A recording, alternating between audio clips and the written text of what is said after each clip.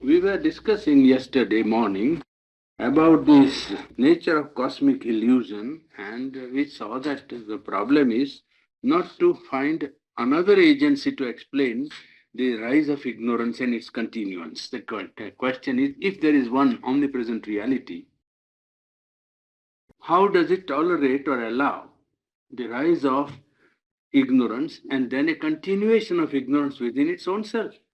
Because according to our perception with which we started, that it is an infinite existence, consciousness, and bliss, therefore constantly self aware.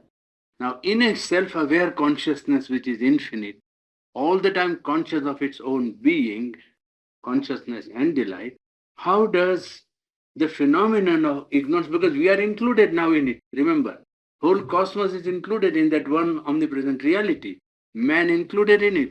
Well, how is that? We are that, therefore. You see, in one line of argument, we can say we are that. Now, how does it happen that something which is itself has the ignorance and in ignorance which continues? There is a problem. How does it appear from that point of view? How does it feel to the infinite consciousness to have this ignorance? It cannot feel ignorance as we feel it because it is self aware. You understand? The Satchidananda, the infinite consciousness and bliss, cannot feel that I am ignorant. That is not possible. But something in it which is itself, ourselves, feels itself ignorant. Now, how does it feel to Satchidananda? Do you see? To it, how does it feel? It can't feel that I am ignorant. It feels, well, how am I allowing something else to happen within me, which to the my own part appears to be as if separative ignorance, or ignorance which is a wall of separation between the omnipresent reality and itself. Now, this is the problem, and that we are trying to tackle.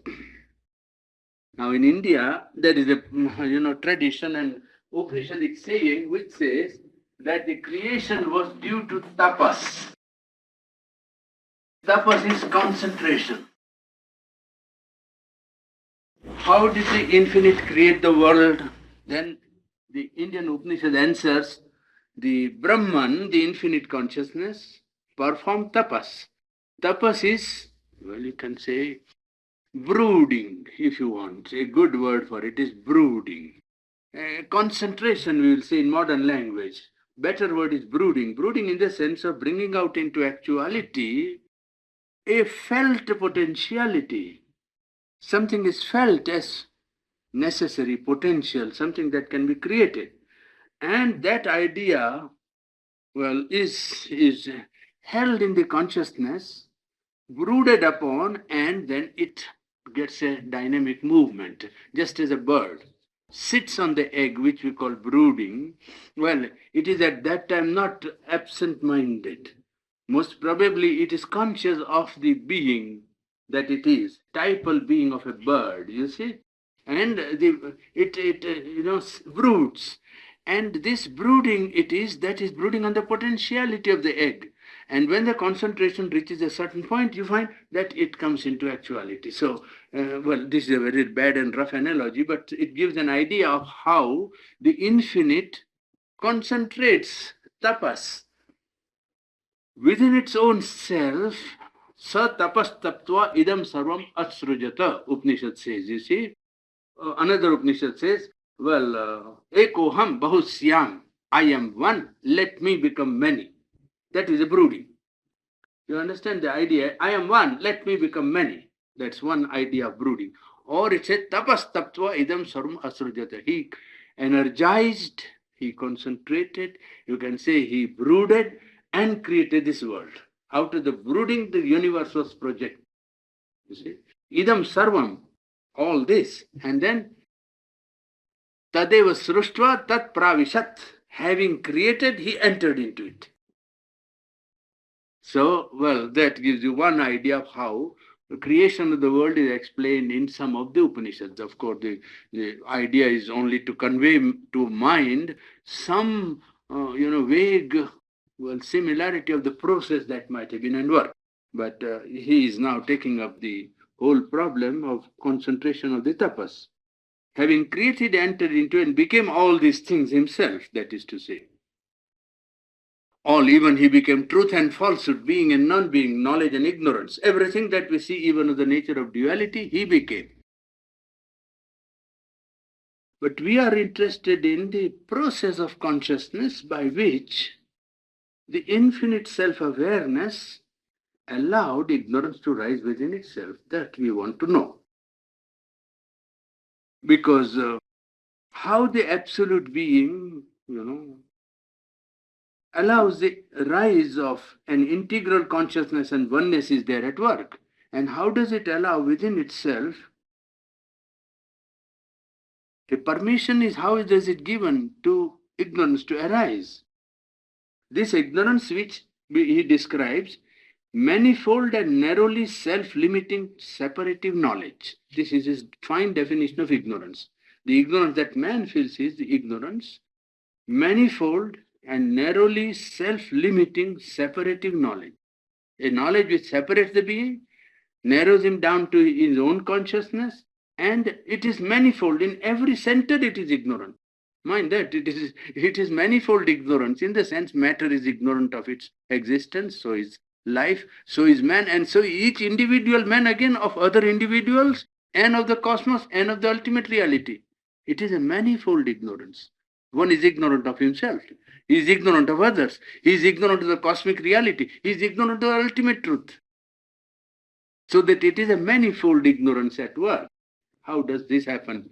And he takes up this question.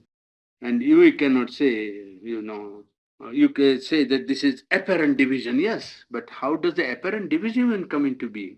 And how is it kept going? All the time it is operating. It is not as if it was static condition, fixed scenery of landscape and nothing was changing. Constantly there is a dynamic movement of expression in the universe, so that individuals go on changing and ignorance go on persisting.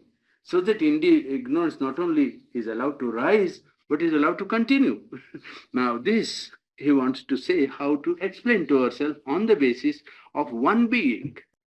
That is our problem. Because therefore, if you say that the being is ignorant, we cannot say that, because it is self-aware according to our own assumption. Well, it is self-aware and one only reality. That's one. So we cannot say it ignorant of itself. Then secondly, you can say that that self is incapable of ignorance, in fact. And yet we are ignorant. Therefore, we can say that one self which is incapable of ignorance has somehow become capable of ignorance and has plunged into it in the human consciousness. By what necessity? First, was it a necessity? That is to say, an outside compulsion. Was it a choice of will? Was it only a possibility? Rise of ignorance in the Satchidananda, was it a will, a necessity, or a possibility?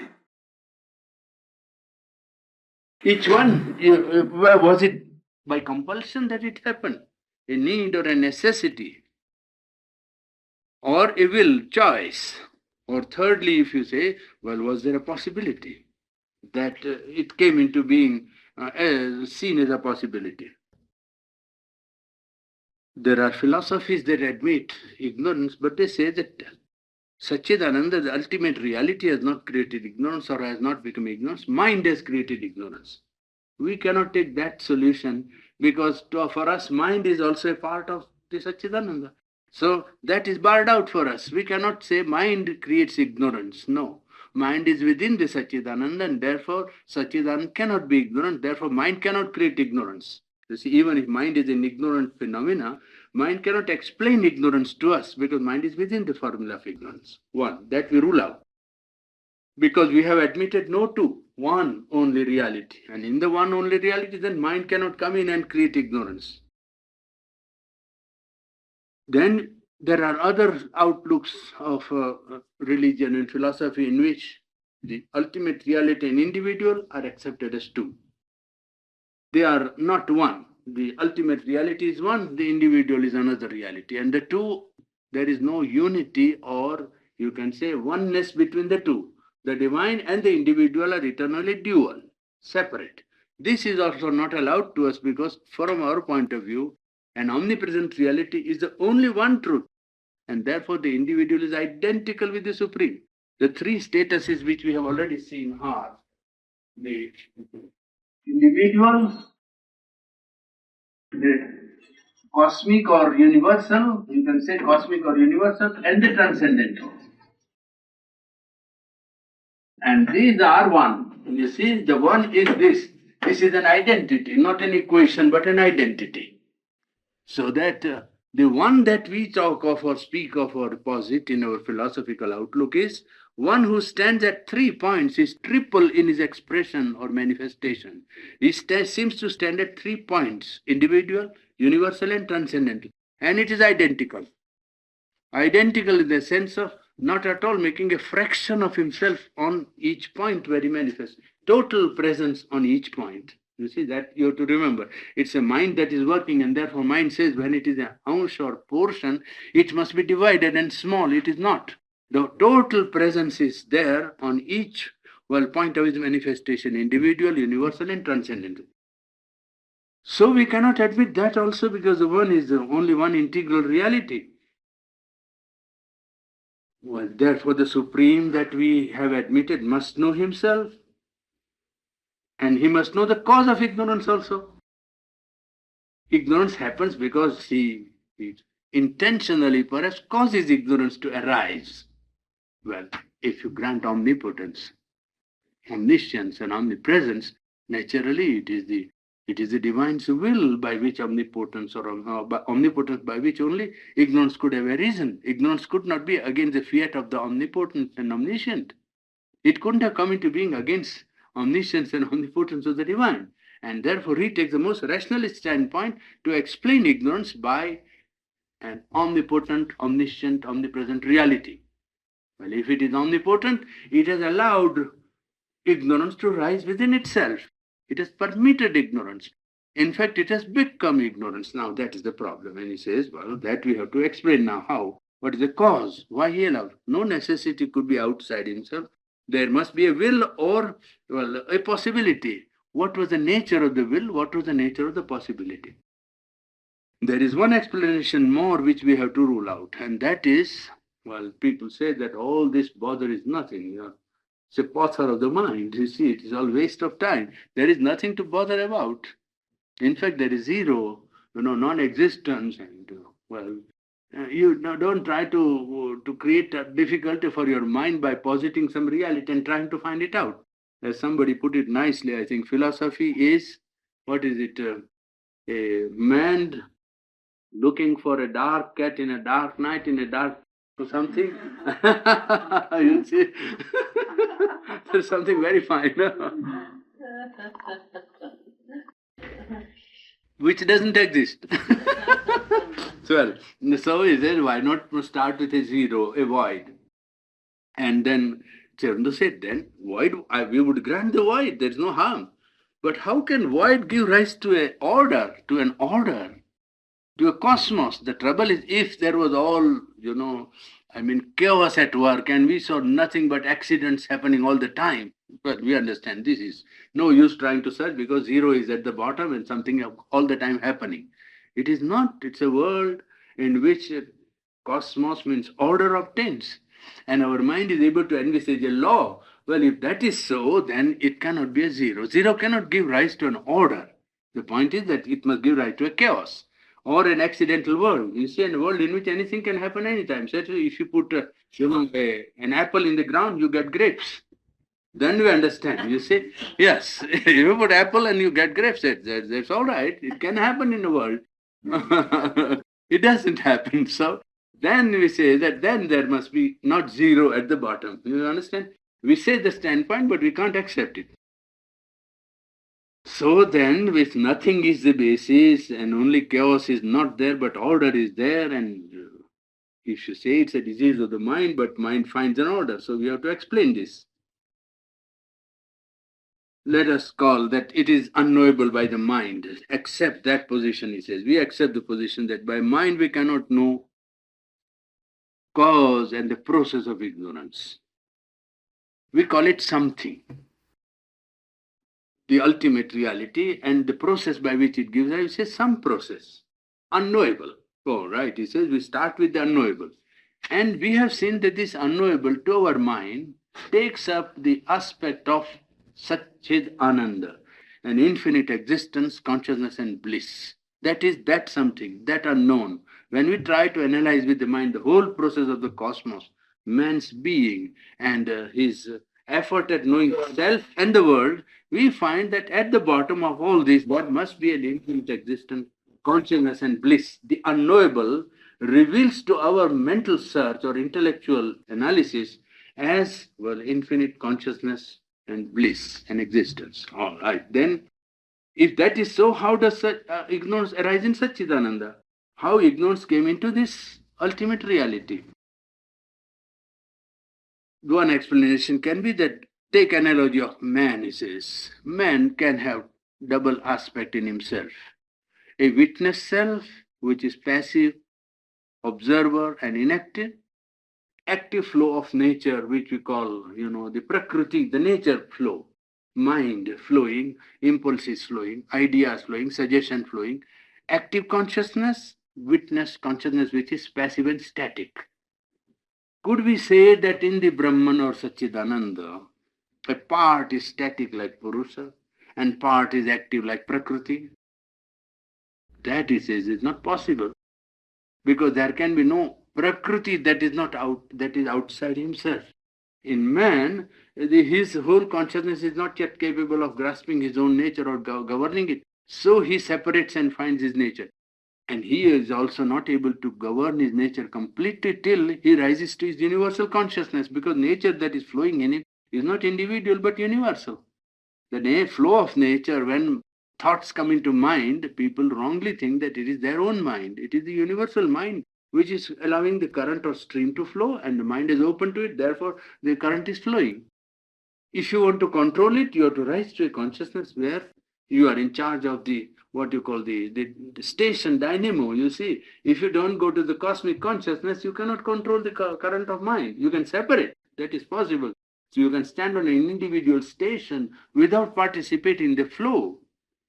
And you can, because you are passive, because you are the observer and witness, you have a partial authority, so to say, delegated to you from the cosmic self. And if you govern and will from there that certain thought will not come, well, they may stop.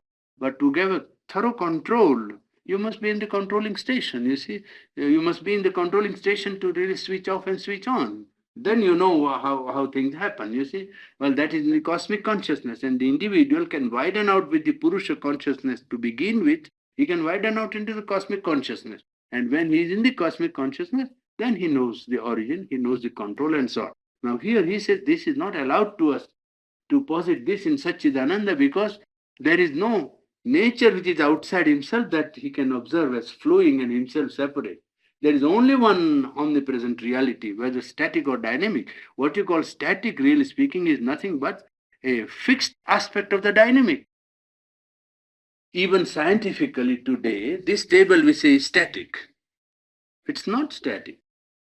Science says that atoms and electrons are moving at great speed in the science, so that it is fixation of a dynamic movement.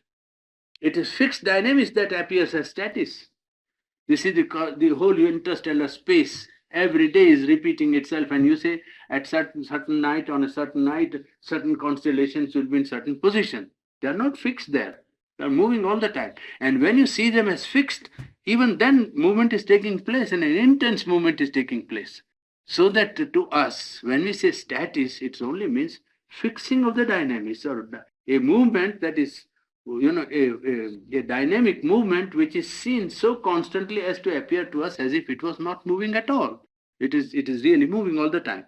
So he says that in man, this division between the two, the dichotomy of Purusha and Prakriti, because Satchidananda is himself all, Prakriti also is himself. How can he have this separation allowed to him? You see? Therefore, that is not possible for us to admit this explanation of a static being in Satchidananda and a dynamic higher nature or lower nature. Cannot be. It is one. It is himself. So, being the only consciousness, then Consciousness is not at all active, you say. Status, when you say status, also it is nothing else but a movement of energy. And man also moves from active to passive, passive to active. But in Satchidananda, such a thing cannot happen because everything in him is simultaneous. Man can go into his Purusha consciousness and watch his nature as if it was separate. He can come to active movement of nature and watch Purusha consciousness absent and only identify with nature. But in Satchidananda, such a dichotomy is not possible because all is one and himself. So what happens? He is self-aware. What happens must happen with his sanction. You understand? So he's eliminating possible explanation one by one. You see? That is not possible. Then he says, well, if you say that, there is a distinction in man's consciousness between waking and sleep. The same man is sleeping, same man is waking. Now, this is a difference of status, state of consciousness. Well, in Satchidananda, it can be that when he is sleeping, perhaps the world has come into existence. And when he is active, the world vanishes to him. To him, we are thinking of his consciousness, remember, not of our consciousness. This is an explanation as to how ignorance arises in the infinite, so that how it feels to the infinite. Could it be that this world is a projection of the active consciousness of the infinite? Could it be that he has double aspect, a passive, a sleeping aspect and a waking aspect? The waking aspect feels to us as world. The sleeping aspect is felt by him as infinite. This also is not possible for us to accept as a position because there cannot be two states, one of which is conscious and another in which is unconscious. He being totally self-aware, there cannot be a portion in Satchidananda which can be unaware of himself. So then this ignorance is something in his consciousness of which he is aware. You follow? Yes. He must know, and he must know. Then he says, why and the wherefore, possible why and wherefore to our mind. In the Satchidananda, no such two states can be true, for altogether it is only one state that exists. Well, then it must be aware of its passivity, aware of its activity at the same time. So ignorance cannot have origin in the integral consciousness of Satchidananda, the infinite consciousness, existence and bliss. In the absolute Brahman, there is no ignorance possible. It can be at the most a partial action in his being. A partial action, that is to say, not constantly existing in his absolute being, but a partial existence in a portion, in an aspect of his being. Identification with this partial being, a total identification with that, and putting back the rest of himself behind, well, can give rise to a kind of ignorance, but then it would not be original ignorance. It would not be original ignorance in the sense of something of which the Brahman is unaware and has come out into existence without his either knowledge or sanction. It can be that for a partial purpose, he has put some portion of himself forward and put the rest of his own consciousness back into the background and, well, has allowed that movement to happen. Then it has no place in his permanent original consciousness, but it has a place only in a partial movement in his own consciousness, with his full awareness and, you can say, consent or knowledge.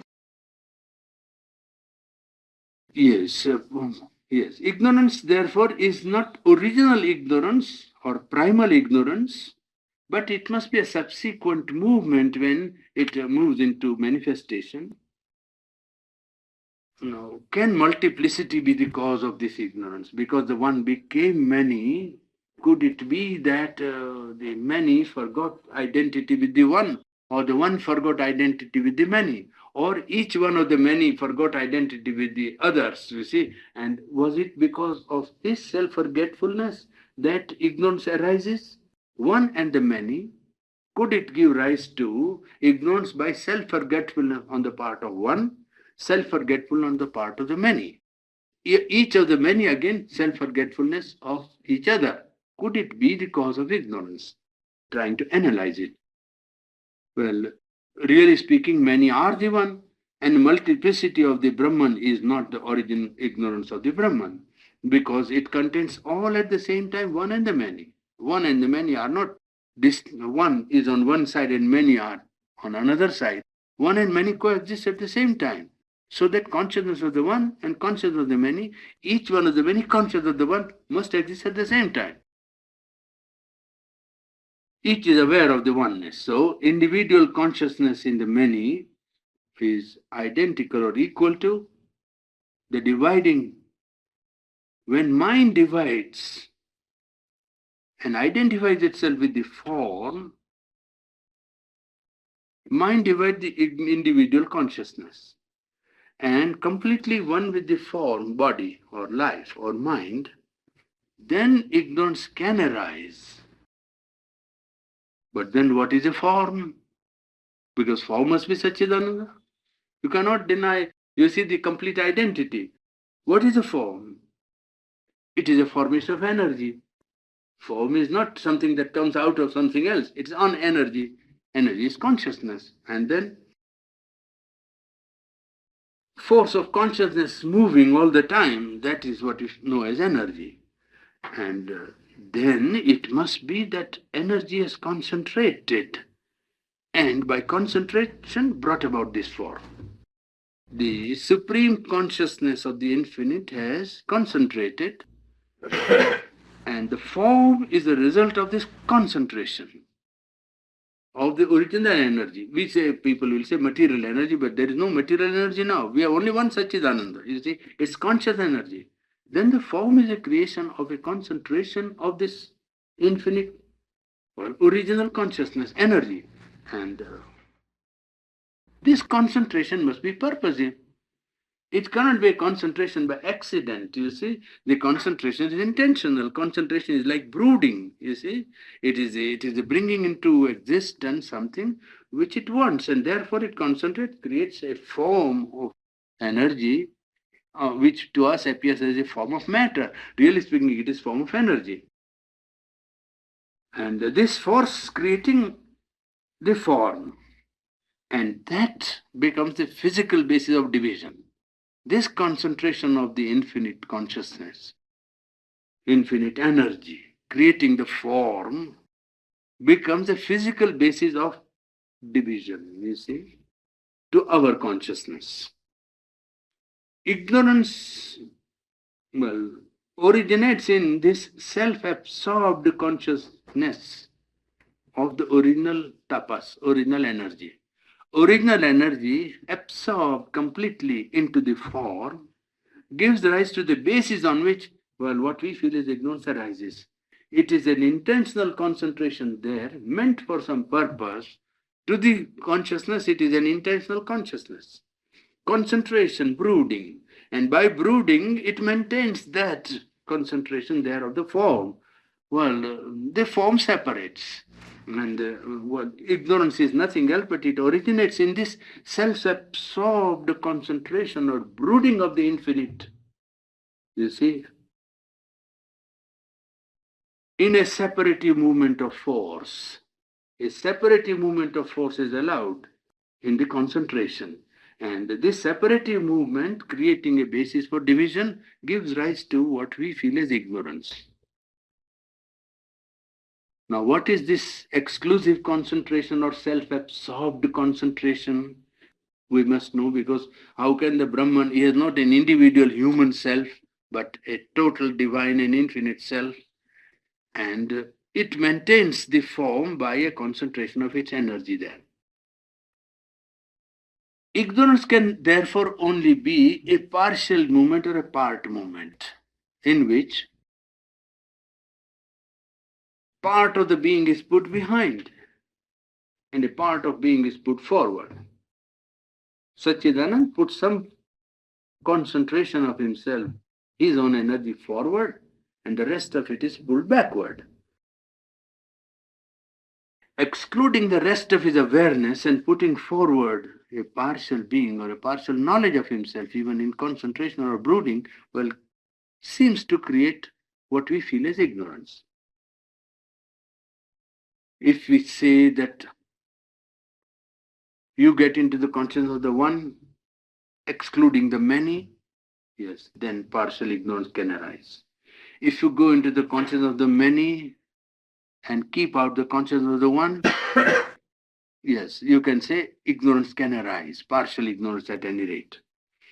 Individual can take up his stand in his ego, exclude the one, exclude the many, then ignorance can arise. Three possibilities you can see clearly, that if one excludes the many, then again ignorance can arise.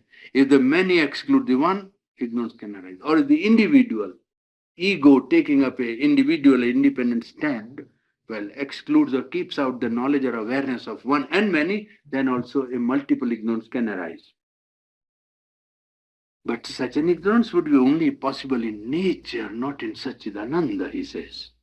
Such an ignorance of keeping out the one, concentrating on the one and keeping out the many, or the many concentrating on themselves and keeping out the one, would be possible only in nature, in the active being. Then ignorance is nature's purposeful oblivion of self.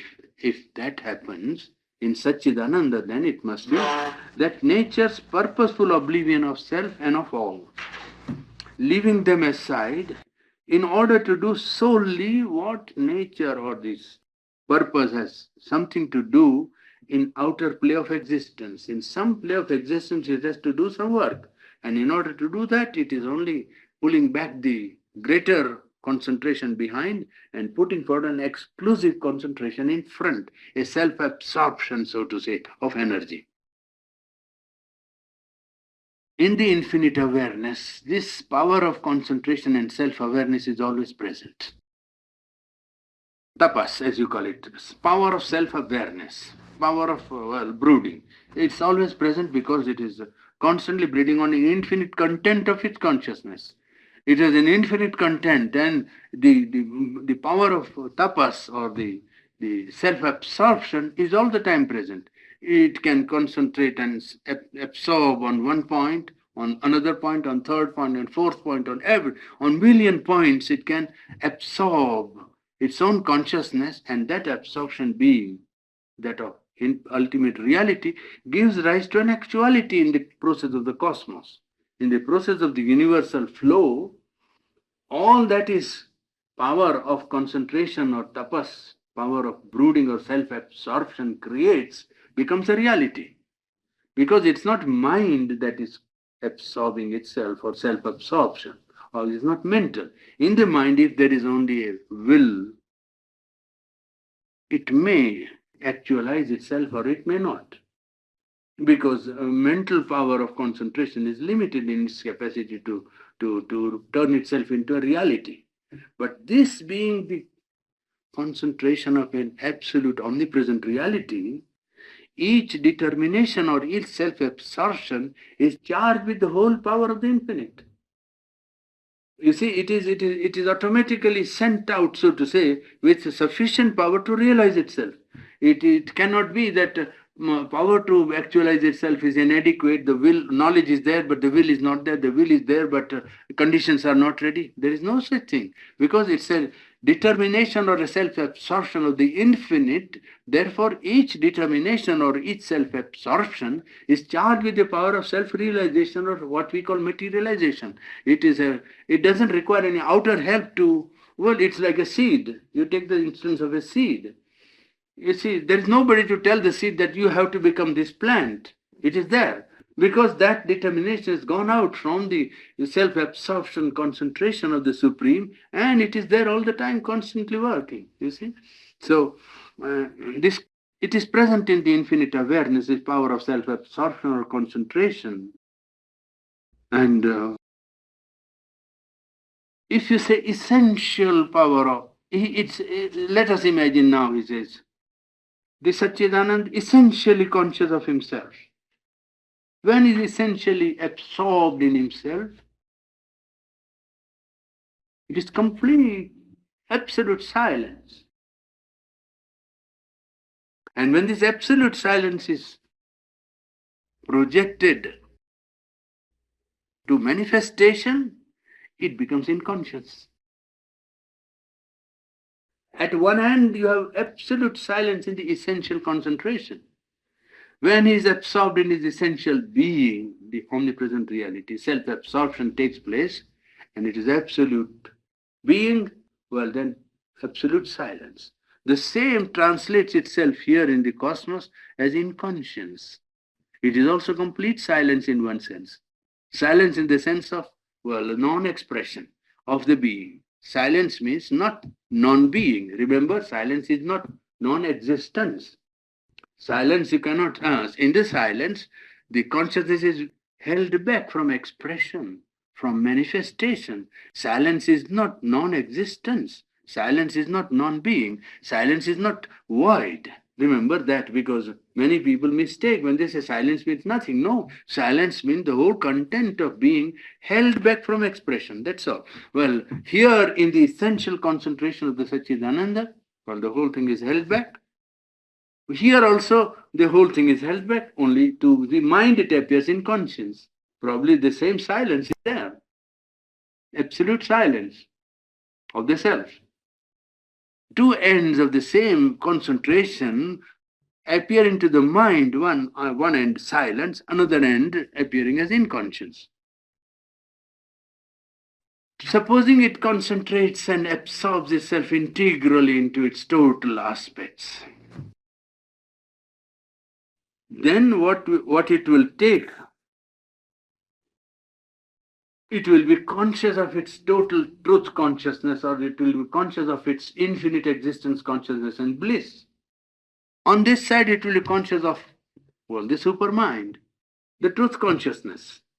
When it concentrates itself on the totality of its own self, integral self-absorption or integral concentration, then it will be conscious of its infinite consciousness, existence and bliss. And in the projected cosmos, it will be felt as a truth consciousness, Vignan, the supramental consciousness. Same concentration, well, on the side of creation will be felt as supermind, as creative consciousness, truth consciousness. Up till now, ignorance has not arisen. He is watching the process of concentration in the Supreme. You have to, screw up your mind, and yes, you don't think that you can live on stupid physical mind and understand it. When you can't, it's not meant for that. It is meant to readjust the screws of human intellect. This is a process in which you have to screw up, open out something and make it a little loose so that something more can enter into it. If you don't make it loose, it won't enter, you see.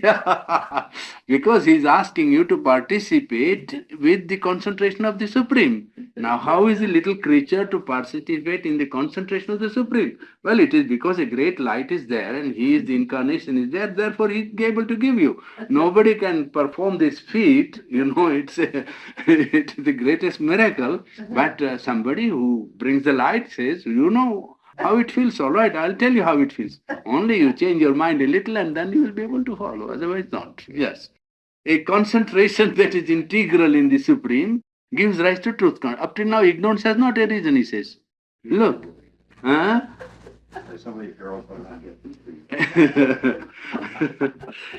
Up till now in the Supreme, the ignorance has not arisen. He says, silence in conscience. No ignorance here. Inconscience is not ignorance. Ignorance requires a consciousness that I am ignorant. There is no ignorance. It is silence.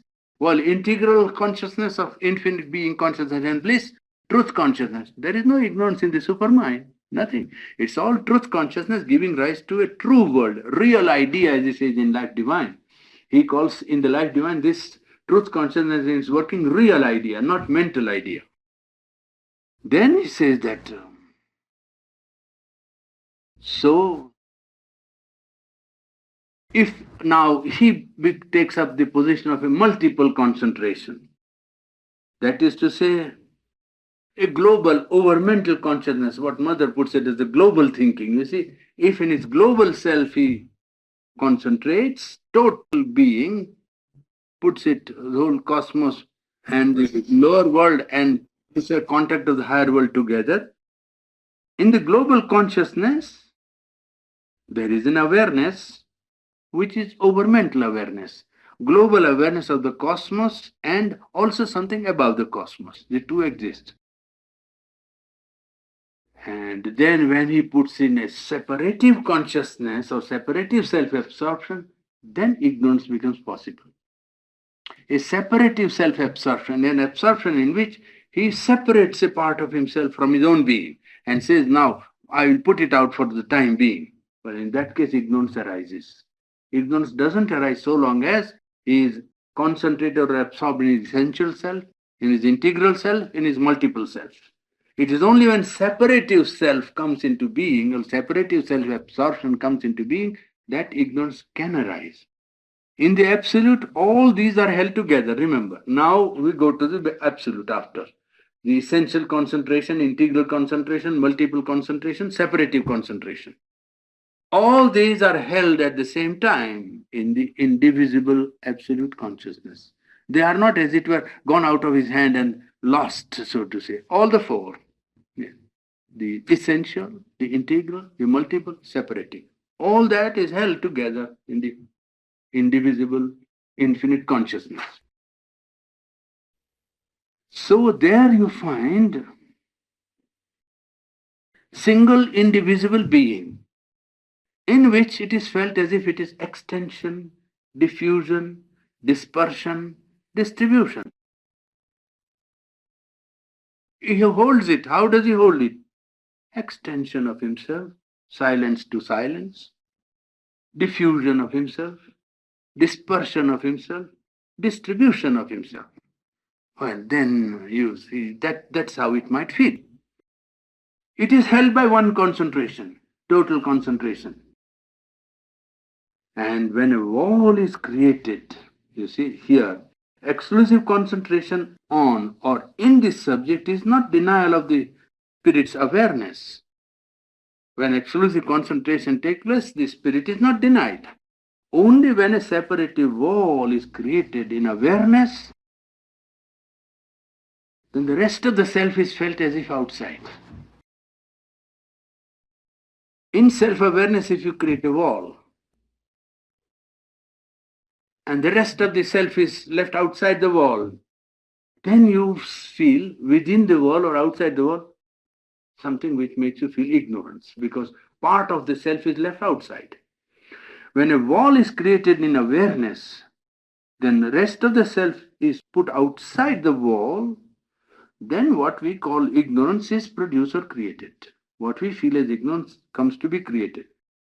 It is therefore, now in his own words, self-limiting knowledge. Self-limiting knowledge, yes, becomes separative knowledge. Self-limiting knowledge becomes self-separative knowledge. And when it becomes separative and limiting knowledge, it is ignorance to us. You see, that is ignorance. You see, when it is self-limiting, yes, and separative, limits itself and separates itself, well, then you say, in the awareness, ignorance has arisen. What we know as ignorance is there now. To him, it is self-limitation. Not only self-limitation, but a separative knowledge, because it is awareness is put forward for a purpose. But it becomes effective ignorance. Now he says, you have not understood it, so he comes to your help and says, well, I'll explain a little more. Otherwise you'll get puzzled and say how all this has happened. He says, take man's consciousness. Because after all, man also is that, isn't it? Ultimately, there is no division. So take man, he says. Let us take a human being. Now in man there is a mental consciousness. That is what we call man. Man means mental consciousness. He is, really speaking, if you watch the operation of the human consciousness, it is really the fraction of his consciousness that is at work.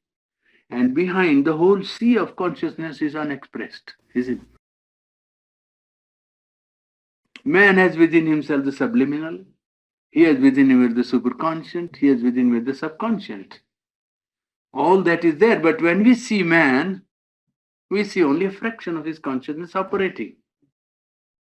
Now, we don't say that Yes, this is, he is ignorant in one sense, but he is fully one integral self. We know that it is integral, man is whole. He is not conscious, only a fraction of himself is acting to us. Much of the sea of his consciousness is unknown, so to say, left behind consciousness. He is not aware that there is a sea. The individual man, mental consciousness, is not aware that there is a wide subliminal consciousness, practically an infinite consciousness or a supreme supramental consciousness that is the back. The stream is not conscious of the sea, but the sea is conscious of the tree, of the sea, of the stream. The being behind is conscious, you see? Yes. The stream is not aware of the sea. Man is the stream.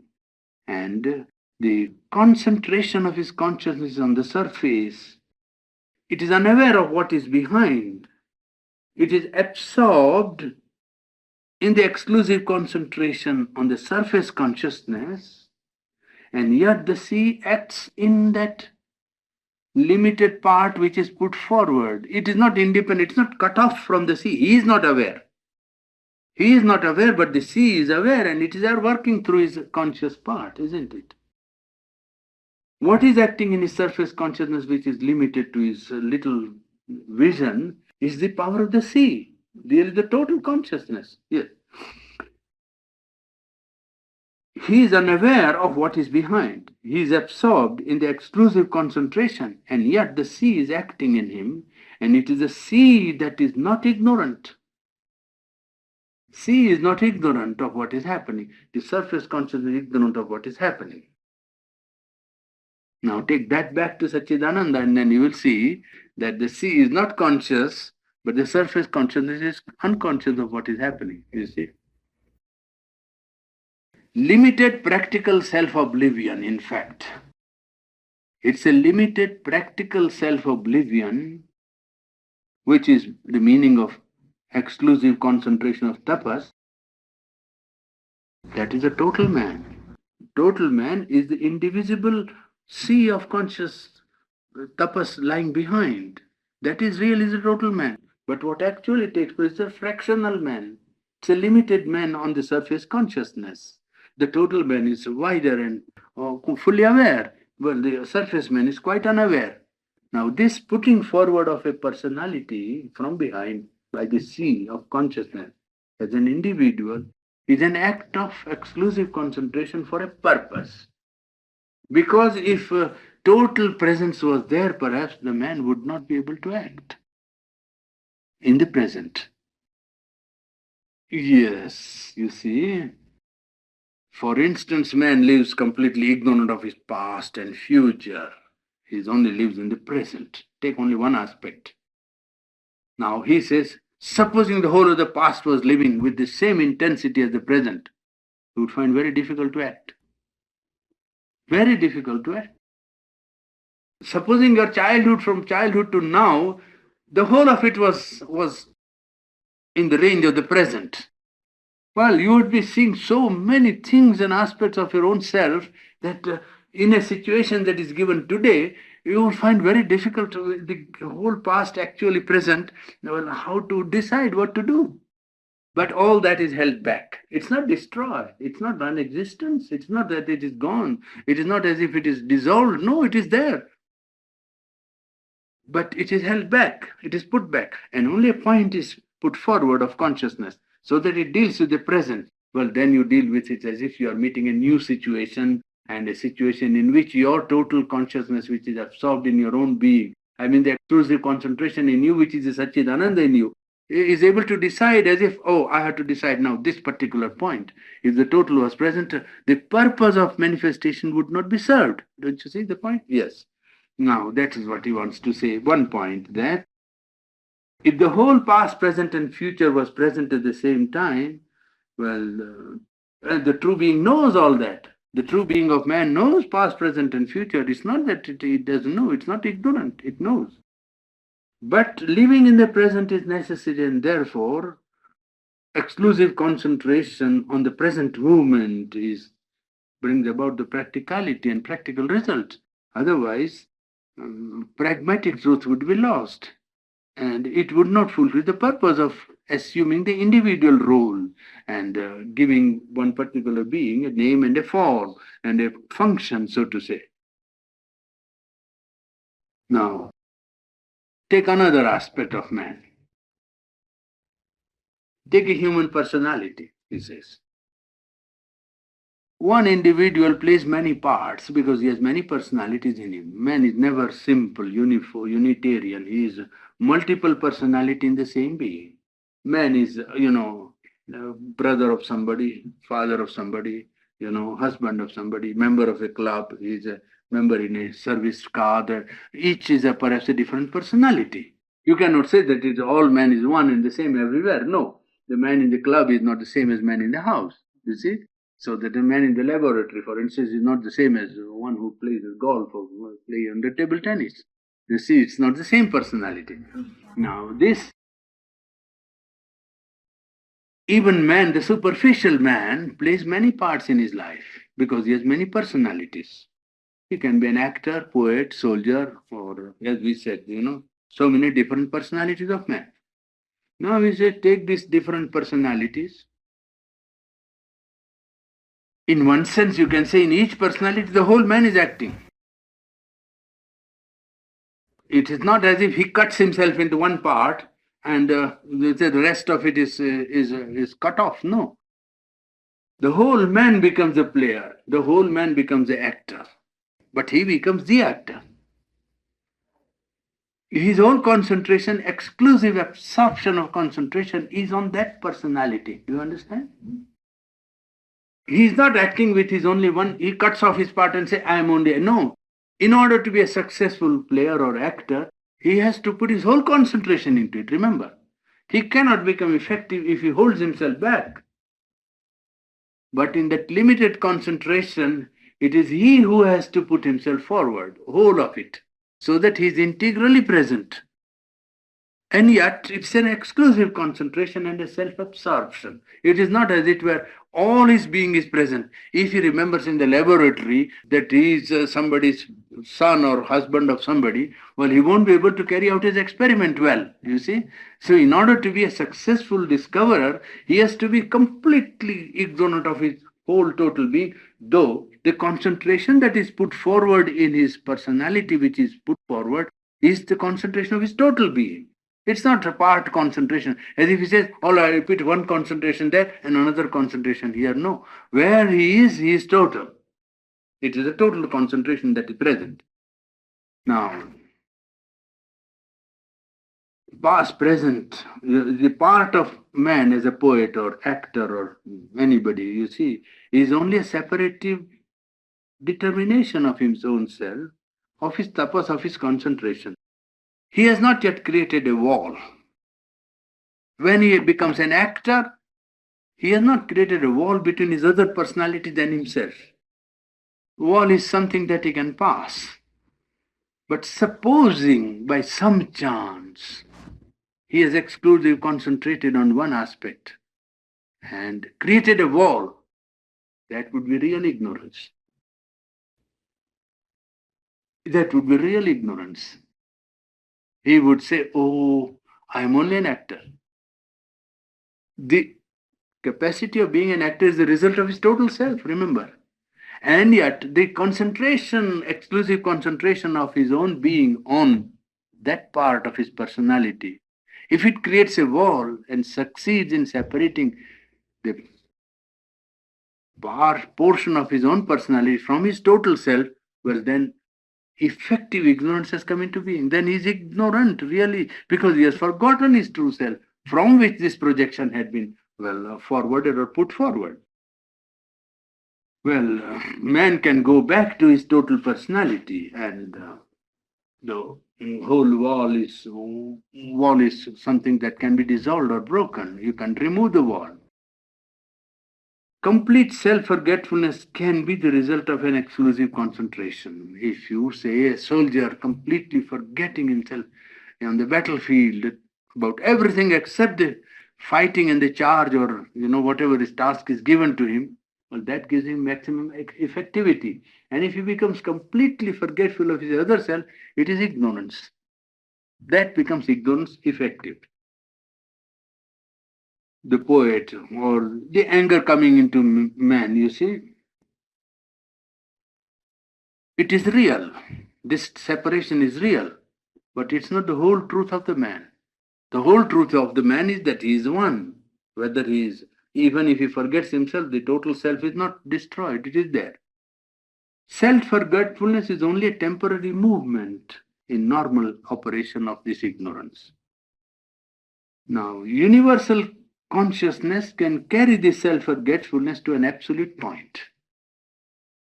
Universal consciousness, cosmic consciousness, can carry this self forgetfulness to the what you call the absolute point of real self forgetfulness.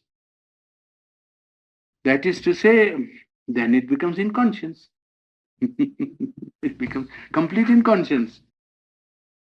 There is a soul, there is a secret self, there is a will, there is intelligence. And yet, it is complete self absorption, such a point, absolute point of self forgetfulness. That is matter, that is even below matter. Why matter? Matter is conscious. But below matter, what you call the inconscience is, it is that absolute point of self forgetfulness of concentration. Prakriti to us, nature to us is inconscient because the consciousness is imprisoned in the outer form. It is imprisoned in the outer form. And consequently, the consciousness also becomes inconscient. The Purusha identifies himself with the form and he also becomes inconscient. Our physical being is some counterpart of that identification where the physical being completely identifies it with material part of ourselves, so to say. But this inconscience is really superficial, like the subconscious state of man in sleep. When the man is when he's sleeping, consciousness is not absent. Consciousness is held back. Well, yes. This inconscience also is superficial. Like the sleep, subconsciousness of ours, consciousness, well, the matter or inconscience appears as if it was really inconscience, it is not. Only its self-forgetfulness and has become law of his action. Forgetfulness is so thorough, so complete, the point of absolute forgetfulness has been reached. So much so that to the matter, inconscience is the law of operation. It must operate inconsciently only. It has become almost something which it must obey. But in that case, therefore, this ignorance is not in the original consciousness as ignorance. It is only phenomenal. Ignorance is only in the phenomena, not in the reality, because essential concentration is conscious of itself, integral concentration is conscious of itself, multiple concentration is conscious of itself. It is only when the last comes that you find this possibility of ignorance arising. So that ignorance is really practical or phenomenal, not in reality. Superficial, really speaking, and not at all real and integral. It is not real and it's neither integral. Because then you say, but why does this integral consciousness or infinite consciousness do this thing? This is the process. What he explained is the process. He didn't give us the why of it. So he says, why does it allow? He says, yes, there is a why. Even a why. That's what staggered Dr. Maitra, Says it's an intellectual feat. I had never seen the equal of it in the world's literature. That somebody actually explaining how the Supreme feels the ignorance. And not only that, how omnipotent and omniscient reality has permitted ignorance within its own self for a purpose. It's a tremendous thing. It is just like that chapter of, the supra-rational ultimate of life in human cycle. It's a top in literary world. There is none in the worlds of thought, in the social writing, that can come near it. The supra-rational ultimate of life is a chapter by itself. It's like a revelation. Social life, he says that the whole life is seeking the supra-rational. And he proves it. The point is not that he says, many people say, but the question is to carry conviction to your mind. You see? Well, here now you see, he said, the why of it, yes. What is the reason of this allowing self absorption or a limited concentration to dominate a certain separative state, even? Not the total state. That we have seen that in the total aspect of Satchidananda, it is not present as ignorance. It is in a partial movement, temporal movement, and superficial movement. Why? He says, if it was not there, the object of manifestation of this world would not be complete. A world would be impossible. The world would not be possible. It is necessary for a creation. For example, if man, take man's case, if man lived in his timeless eternal consciousness all the time, he cannot throw himself in the stream of time with that concentration as if this is the moment he must seize and act, is it not? Because he is all the time conscious of his eternity, all the time living in the eternal. Oh, the present looks to him, oh, nothing. What you do or not do doesn't matter. Perhaps that is what would happen to mind if it went to the eternity and remained there. If constant remaining or station in the eternal was allowed to man, man would not be able to seize the moment of the present and decide an act. If Satchidananda allowed his absoluteness and eternity and infinity all the time to dominate his concentration, his consciousness and his tapas, his brooding, world cannot come into being. World comes into being because he allows a movement to take place within his own self, in which, well, a separative consciousness creates what we feel as effective ignorance, a complete point of self-absorption in which the total self of the divine is put back. Yes, well, if he was in the superconscient all the time, he couldn't have used this individual not. If he was present, conscious only of the superconscious being, then this individual not which has been given to him for a purpose, well, he wouldn't have used it with effectivity. The world of relations which is given with it, you see, it is meant as a complex of forces, or as a pattern, or as you call it, a web of relations, you see, which is woven. In the present time, a relation, is allowed to arise. And it is that relation which creates the, what you call, the play of world or cosmos, universe. Well, if one lived constantly in the supra-rational or supra-mental, he would not be able to participate in the movement of creating this web of relations in which each individual, as an individual, has to play his part, you see. If he was in the universal self all the time, no separate action could be evolved by him. He could all the time remain in the cosmic and work. This temporal, psychological, and egoistic ignorance is therefore necessary.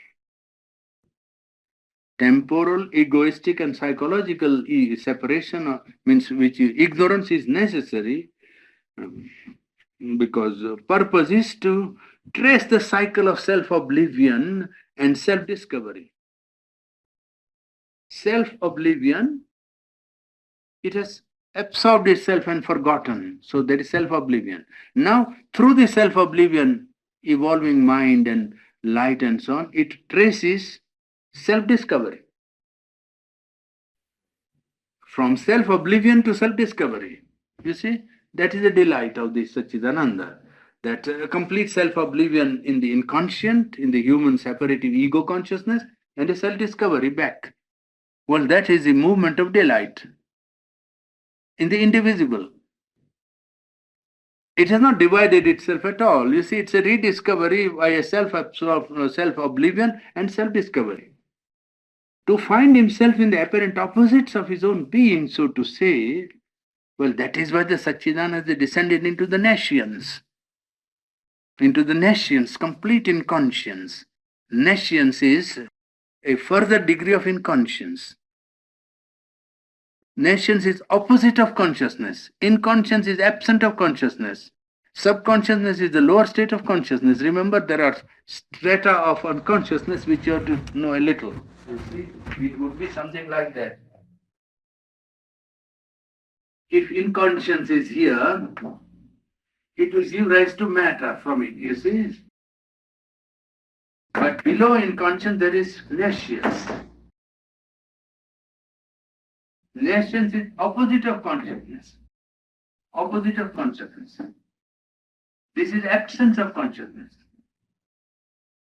This is opposite, you see? Opposition to consciousness.